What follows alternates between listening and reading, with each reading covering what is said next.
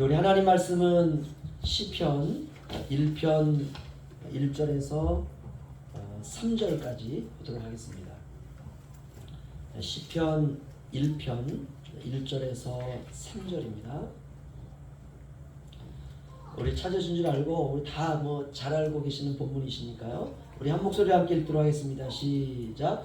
복 있는 사람은 악인들의 꾀를 따르지 아니하며 죄인들의 길에 서지 아니하며 오만한 자들의 자리에 앉지 아니하고 오직 여호와의 율법을 즐거워하여 그의 율법을 주야로 묵상하는도다.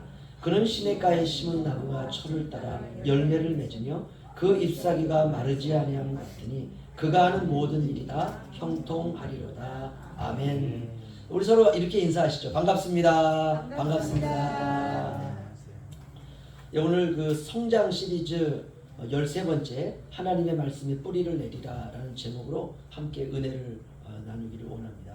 17살, 15살에서 한 17살 된 청소년이 있습니다. 어느 날 형제들로부터 모함을 받아서 노예상들에게 팔리는 일이 벌어졌습니다. 그런데 한 10대의 그 청소년은요, 형들을 불평한다거나 원망한다거나 그런 일이 없이 노예상들에 팔려서 애굽이라는 곳으로 팔려가게 됩니다. 그 노예시장에서 어느 한 군대 장군이 그 요셉을 유심히 바라보더니 그 아이를 자신의 집에 노예로 데리고 가게 됩니다. 그리고 이 아이가 얼마나 일을 잘하는지요, 그 집안의 재반 사무를 다 맡겼는데 억울한 일, 자기 아내를 통해서 아주 억울한 누명을 쓰고 감옥에 왕의 신하들이 갇히는 감옥, 거기는 최소한 나오면 죽든지 아니면 사는 곳입니다. 몇 년형 이런 곳이 아닙니다. 그곳에 억울하게 갇히게 됩니다. 이 말은 굉장히 중형을 선고받았다라는 것이죠. 그래서 그곳에서 이 아이가 30살까지 그 감옥에 갇혀서 그곳에 있는데 하루하루가 지나갈 때마다 하나님이 자기를 이렇게 꺼내 주실 거라고 하는 그런 기미도 보이지도 않고, 그러니 이 아이는 그곳에서 어쩌면 죽을 수도 있습니다. 이제 어엿한 어른이 되었습니다. 그러던 어느 날 왕의 신하가 와서 이제 장년이 된 이 사람을 끄집어 왕궁으로 데리고 갑니다. 그러더니 벼랑을 하는 말이 왕의 꿈을 해몽할 수 있느냐라는 것입니다. 그래서 이 아이가 왕의 꿈을 해몽해 주고, 그리고 왕으로부터 엄청난 선물을 받습니다. 그것은 바로 애굽의 총리가 되어 달라고 하는 부탁이었습니다. 그리고 왕이 자신의 손에서 가락지를 빼어서 이 젊은이의 손에 끼워주면서 내가 너보다 나은 것은 왕이라고 하는 자리 하나뿐이다. 이 나라를 내가 너에게 맡길 테니 풍년과 7년 흉년을 잘 관리해서 이 나라가 무너지지 않고 유지될 수 있도록 했으면 좋겠다 라고 하는 그 30살 때 이 요셉은 그가 회복이 되고, 야, 하나님은 살아계시구나 라고 하는 느끼게 되는데, 그때 이 요셉이 그 고백했던 그 시편의 말씀 가운데 이런 말씀이 있습니다. 하나님께서 나를 이곳에 보내신 것은 나를 먼저 보내신 것이 아니라 하나님의 말씀을 먼저 보내심으로 말미암아 나를 위경으로부터 벗어나게 하셨다라고 하는 위대한 고백이 있습니다. 여러분, 고난에 앞서서 하나님께서는 하나님의 말씀을 우리 인생에 보내시는 줄로 믿습니다. 그래서 우리가 고난에 처했을 때에 야, 말씀이 먼저 와 계시는구나. 그러면 억울할 것도 없어요. 답답할 것도 없습니다. 왜냐하면 말씀이 먼저 와 계시기 때문에. 그래서 요셉이 그 말씀을 통해서 성장했던 것처럼 저와 여러분도 하나님의 말씀의 자양분을 통해서 저도 여러분도 신앙적으로 더 성숙해 가시는 저와 여러분 되시길 주의 이름으로 축원합니다. 이것이 신자의 일생입니다. 성숙해 가는 것. 우리가 성도들이 성장해 간다는 것이 어떻게 보면 어렵기도 하고 쉽기도 한 일입니다. 왜냐하면 거듭나지 않은 사람들에게는 무지 어려운 일이에요. 그러나 거듭난 사람들은 이미 답을 알고 있습니다. 그렇다면 그리스도인이 성장해 가는 데 있어서 가장 중요한 그 요소는 무엇인가? 그것은 바로 오늘 제목처럼 하나님의 말씀에 인생의 뿌리를 내리면 된다는 것입니다. 굉장히 쉽죠? 어렵지 않습니다. 하나님의 말씀에 인생의 뿌리를 내린다라는 말은 쉽게 말하면 예수님만을 의지한다라는 말과 같은 것입니다. 하나님의 말씀은 예수 그리스도이십니다. 예수님은 말씀이 육신이 되어 우리 가운데 오신 바로 말씀이 되신 하나님 아니십니까? 그러니까 우리가 예수님을 잘 믿고 예수님을 잘 의지하여 살아가면 자동적으로 성장하게 되리라 믿습니다. 마치 이것은 포도나무에 가지가 붙어있는 것과 같습니다. 가지가 포도나무에 붙어있기만 하면 열매는 자연스럽게 맺히는 것이에요. 그러니까 성장의 비결은 뿌리로부터 공급되는 하나님의 말씀을 가지가 잘 받아들이는 것입니다. 그래서 나는 태양을 향해서 나는 잘 자라고 있는가 이것만 확인하면 되는 것이에요. 예수님의 말씀에 그렇다 뿌리를 내린다는 것은 무엇을 의미하는가? 그것은 우리의 마음을 하나님의 말씀으로 채우는 것입니다. 이제 결론이 났네요. 우리가 정원사의 마음으로 내 안에 뿌려진 이 씨앗이 잘 자라고 있는가? 저와 여러분의 마음을 잘 가꾸시기를 주님의 이름으로 축원합니다. 특별히 성경은 하나님의 말씀을 묵상하는 사람을 이렇게 비유하고 있습니다. 시냇가에 심기운 나무다라고 비유하고 있습니다. 시냇가에 심기운 나무는 일정 거리에서 뿌리를 시냇가에 쭉 내리고 뻗고 있습니다. 그래야지만 물을 공급받을 수 있기 때문에 그렇습니다. 바로 이 물은 생수지요. 죽어가는 자에게 생명을 주시는 물인 것입니다. 성경은 이 물을 향해서 생명수다 이렇게 말하고 있습니다. 그렇다면 이 생명수는 무엇인가? 하나님의 말씀입니다. 1장 3절 보시면요. 우리 다 함께 읽겠습니다. 시작. 그는 시냇가에 심은 나무가 철을 따라 열매를 맺으며 그 잎사귀가 마르지 아니함 같으니 그가 하는 모든 일이 다 형통하리로다. 아멘. 시냇가에 심기운 나무가 성장을 한다는 것입니다. 아름답게 성장합니다. 축복되게 성장합니다. 성품도 아름답고 인성도 아름답고 영성도 풍성하게 성장하는 것입니다. 말씀은 생명수이기 때문에 날마다 말씀과 함께하면 우리 안에 생명이 풍성하게 되는 것입니다. 그리스도인의 변화와 성숙은 오직 생수로부터 오는 것입니다. 생수는 하나님의 말씀이라고 했습니다. 그러니까 하나님의 말씀을 붙잡고 사는 그 사람이 성장하는 것입니다. 우리는 21세기 불안한 시대를 살아가고 있습니다. 엄청나게 발달해 오고 있는데요. 불안한 시대를 살아가고 있습니다. 최근 우리가 AI 시대라고 말하지 않습니까? 인공지능 시대다 이렇게 말하고 있습니다. 각국 나라들이요, 각 부분의 그 로봇들을 개발하고 있습니다. 그런데 가장 중요한 것 중에 하나가 뭐냐면 손입니다. 손가락이 부자연스러운 거예요. 그런데 놀라운 것은요, 우리나라에서 정말 인간의 손가락의 그 속도와 비슷하게 손가락을 개발했습니다. 이러니까 어떤 나라는 두뇌, 어떤 나라는 몸, 어떤 나라는 발가락, 어떤 나라는 손가락 그러는데 우리나라가 이 손가락을 개발을 했습니다. 인간의 손가락이 23 정도의 그 어떤 그 수치로 매길 때에 그 정도의 그 예민함을 가지고 있다면 지금 개발한 것은 약 13에서 15 정도 됩니다. 굉장히 정교하다라는 것이에요. 이렇게 과학은 굉장히 발달하고 있는데 사람들은 불안해하고 있습니다. 그 이유는 인간의 마음이 공허하기 때문에 그렇습니다. 인간의 마음은 하나님을 담을 때에 우리가 안정감, 안식을 누릴 수 있지 않습니까? 이만큼 우리의 마음은 하나님의 크기를 가지고 있습니다. 마지막 말세의 징조가 기근과 지진과 가난과 가뭄이다 이렇게 성경은 기록하고 있는데요. 우리나라는 지진 안전국이었습니다. 그러나 지금은 우리나라는 지진 안전국이 아닙니다. 불안합니다. 말세이기 때문에 이런 증상들이 있는 것입니다. 이런 불안한 시대에 흔들리지 않는 영원한 하나님의 말씀을 우리가 붙들어야 될 것입니다. 우리가 매일매일 하나님의 말씀을 10분 이상이라도 안 된다면 5분 이상이라도 5분도 안 된다면 1분이라도 우리가 하나님 말씀을 우리가 읽어야 됩니다. 읽고 묵상한 그 말씀을 붙들고 기도하는 것입니다. 그리고 그 말씀을 음미하는 것입니다. 소가 풀을 먹고 염소가 풀을 먹고 그리고 되새김질 하듯이 우리가 하나님의 말씀을 이렇게 먹고 난 이후에 그 말씀을 되새김질하는 것이에요. 그 말씀이 무슨 뜻을 가지고 있는지, 그 말씀의 의미가 무엇인지, 그리고 그 말씀을 붙들고 살아가는 것입니다. 말씀을 우리가 묵상하고 되새기면 그 말씀이 비로소 마음으로 내려오게 됩니다. 그러면 말씀이 마음이라고 하는 그 토양에 뿌리를 내리고 자라게 되는 것입니다. 골로새서 3장 16절에서 17절 말씀에 이런 말씀이 있습니다.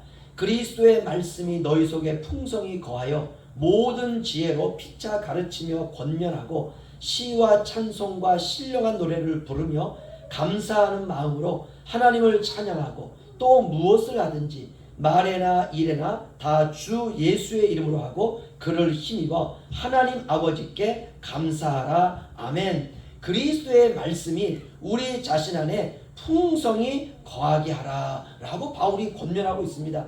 그리고 모든 지혜로 그리스도의 말씀을 피차 서로 가르치고 권면하고 시와 찬송과 신령한 노래를 부르고 감사하는 마음으로 하나님을 찬양하라 라고 말하고 있습니다. 이렇게 사는 것이 바로 그리스도인의 삶입니다. 무엇을 하든지 말을 하든지 일을 하든지 다 주 예수의 이름으로 하고 주님을 힘입어 하나님 아버지께 감사하라. 그 마지막은 감사합니다. 의도적으로 그렇게 살라는 것이에요. 이것이 바로 성장하는 그리스도인입니다. 그러나 여러분 어떻습니까? 내 힘으로 되지 않습니다. 그러나 하나님이 저와 여러분에게 힘을 주시고 도와주시고 능력을 주시면 가능하리라 믿습니다. 그래서 우리는 하나님의 도움을 받아서 우리 자신의 태도를 의도적으로 바꾸는 것입니다. 우리의 마음을 바꾸는 것입니다. 내 힘으로는 불가능하지만 하나님의 도움을 받으면 가능하다라고 하는 이 믿음을 가지고 부정적이고 비관적인 생각은 버리고 긍정적이고 창조적인 생각으로 바꾸어가는 것입니다. 빌립보서 2장 5절에 바울은 빌립보 교인들에게 이렇게 말합니다. 너희 안에 이 마음을 품으라. 곧 그리스도 예수의 마음이니.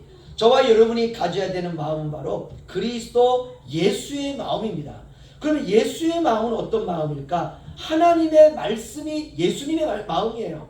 바로 그 마음으로 우리의 영혼을 촉촉히 하나님의 말씀으로 우리의 영혼을 적셔가는 것입니다. 예수님의 언어가 우리의 언어가 되게 만들고 예수님의 생각이 우리의 생각이 되게 만들고 예수님의 마음이 나의 마음이 되도록 의도적으로 우리가 그렇게 살아가는 것입니다. 그러면 영적인 힘을 얻을 수 있습니다. 울릉도에도 대나무가 있더라고요. 여러분 대나무 이야기 혹시 아시는지 모르겠습니다. 대나무는 4년이라고 하는 기간 동안은 땅 위로 드러나지 않습니다. 4년 동안은 계속 뿌리를 키우는 시간입니다. 그래서 5년이 되었을 때에 죽순이 나오기 시작합니다. 그리고 6주가 지나면 15m가 자랍니다. 이게 대나무의 특성이에요. 그러니까 대나무는 위로 성장하기 전에 뿌리가 성장한다는 것이에요. 4년 동안. 뿌리를 깊이 내릴 줄 알아야 성장할 수 있다는 것입니다. 대나무는 4년 동안 자신을 감추는데 결코 서두르지 않습니다. 대나무는 자신을 감추는 기간에 미래를 준비하는 것입니다. 뿌리를 튼튼히 하고 뿌리에 영양분을 공급하는 것입니다. 하나님께서 이 땅에 대나무를 주신 것은 대나무를 통해서 우리가 신앙 성장의 비결을 배우라는 것이죠. 뿌리를 튼튼히 하고 영양분을 공급하고 그리고 4년 동안 인내하면서 자신을 숨기는데 결코 그가 부끄러워하지 않는다는 것입니다. 모든 것이 이루어지는 것은 인내입니다. 인내가 고난을 이기고 역경을 이기는 원동력입니다. 그런데 이 대나무는 이제 5년째 되어서 그가 6주가 되면 15m를 자라는데 이 대나무의 특징이 있습니다. 속이 비어있다는 것이에요. 여러분 하늘을 향해 꼿꼿이 올라가고 있는 이 대나무는 속이 비어 있습니다. 여러분 비워야 하늘로 자라갈 수 있는 것입니다. 예수님도 자신을 비워 종의 형상을 가졌다라고 말하고 있습니다. 여러분 비워야 채워집니다. 그럼 무엇을 비워야 되느냐? 마음속의 쓰레기를 비워야 돼요. 잘못된 욕심을 비워야 됩니다. 다 비워야 돼요. 그리고 예수 그리스도로 우리의 마음을 채우는 것입니다. 여러분 빈 마음에 예수님의 말씀을 채우시기를 주님의 이름으로 축원합니다. 그래야 하늘을 향해서 쑥쑥 올라가볼 수가 있어요. 우리가 예수님을 믿고 난 이후에 우리의 마음속에 세상의 걱정, 세상의 염려, 세상의 미움, 세상의 여러 가지 많은 욕망, 정욕 이런 것들을 우리가 다 채워가지고 하나님 내가 하늘을 향해서 나아갈 수 있도록 도와주세요. 절대 잘할 수가 없습니다. 무엇보다도 우리가 다른 사람을 변화시키려고 하지 말고 자신의 변화를 위해서 우리가 몸부림쳐야 될 줄로 믿습니다. 오직 자신의 변화를 위해서 우리가 기도하는 것입니다. 환경을 바꾸려고 하지 말고, 우리의 외모를 바꾸려고 하지 말고, 우리의 태도와 우리의 자세와 우리의 마음을 바꾸는 것입니다. 그리고 다른 사람들을 위해서 변화된 마음으로 우리가 기도하는 것입니다. 세상을 정복하기 전에 자신을 정복하라 라고 하는 말이 있습니다. 세상이 변화되기를 바랄 것이 아니라 자신의 변화를 위해서 울고 부르짖고 기도하는 것입니다. 사람은 사랑하는 존재라고 말씀을 드렸습니다. 여러분, 사람을 신뢰하거나 사람을 믿으면 안 됩니다. 사람은 변하는 존재입니다. 그래서 사랑하는 것입니다. 사람을 지나치게 신뢰하지 않도록 늘 조심해야 됩니다. 또 힘 있는 사람을 의지하지 않도록 조심해야 됩니다. 저와 여러분은 오직 예수님에게만 뿌리를 내리는 것입니다. 예수님이 저와 여러분의 영원한 반석이십니다. 그분이 생명의 근원이십니다. 오직 하나님만을 의지하기로 작정한 그 사람에게 하나님은 비로소 성장 프로그램을 가동하기 시작하십니다. 어떤 환경과 역경과 고난과 어려움 속에서도 하나님만을 붙들고 의지하기로 믿기로 작정해야 됩니다. 우리가 좀 인생이 풀리지 않는다고 낙심할 이유가 없습니다. 우리를 향한 하나님의 계획은 하나님에게 따로 있습니다. 그분의 손에 우리의 인생이 있습니다. 모든 인생의 중심을 하나님의 말씀으로 채우는 것입니다. 시편 1편 1절에서 3절 우리 마지막으로 함께 읽겠습니다. 1절에서 3절 우리 함께 읽겠습니다. 시작. 복 있는 사람은 악인들의 꾀를 따르지 아니하며 죄인들의 길에 서지 아니하며 오만한 자들의 자리에 앉지 아니하고 오직 여호와의 율법을 즐거워하여 그의 율법을 주야로 묵상하는도다. 그는 시냇가에 심은 나무가 철을 따라 열매를 맺으며 그 잎사귀가 마르지 아니함 같으니 그가 하는 모든 일이 다 형통하리로다. 아멘. 이 말씀이 성경 전체의 주제입니다. 성경 66권은 무엇을 말씀하고 있느냐? 시편 1편 1절에서 3절을 말씀하고 있습니다. 우리가 알고 있는 정말 기본 중에 기본이죠. 여러분, 신앙생활은 기본대로 사는 것입니다. 눈에 보이지 않고 손에 잡히지 않는다고 할지라도 우리가 기본기를 붙들고 살아가는 것입니다. 여러분, 신앙생활의 가장 중요한 것은 무엇이냐? 뿌리를 키워야 됩니다.